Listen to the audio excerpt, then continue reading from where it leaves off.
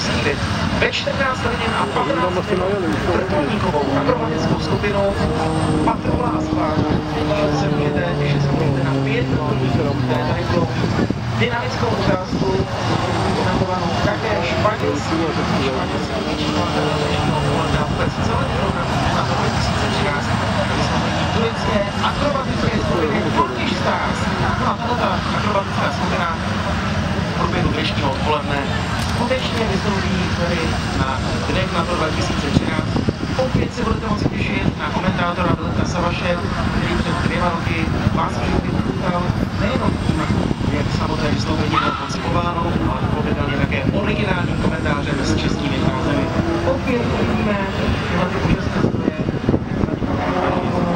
Dámy a pánové, já si myslím, že to je velice zajímavý, velice barevný, velice zajímavý koncipovaný pro vás pro všechny. A kdybyste náhodou se na dynamické ukázky Pavel dívat třeba z větší vzdálenosti,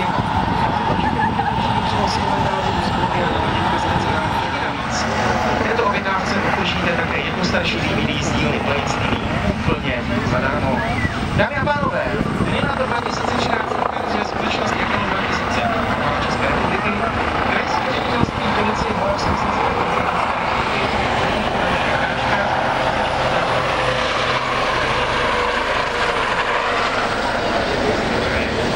hlavní podporu má statutární město Ostrava. Generálním partnerem je společnost SAAB Česká republika. Exkluzivním partnerem potom společnost Škoda Auto, akciová společnost. Za podporu děkujeme také Ministerstvu dopravy, Ministerstvu obrany, Ministerstvu zahraničních věcí a hlavním partnerem je skupina ČES.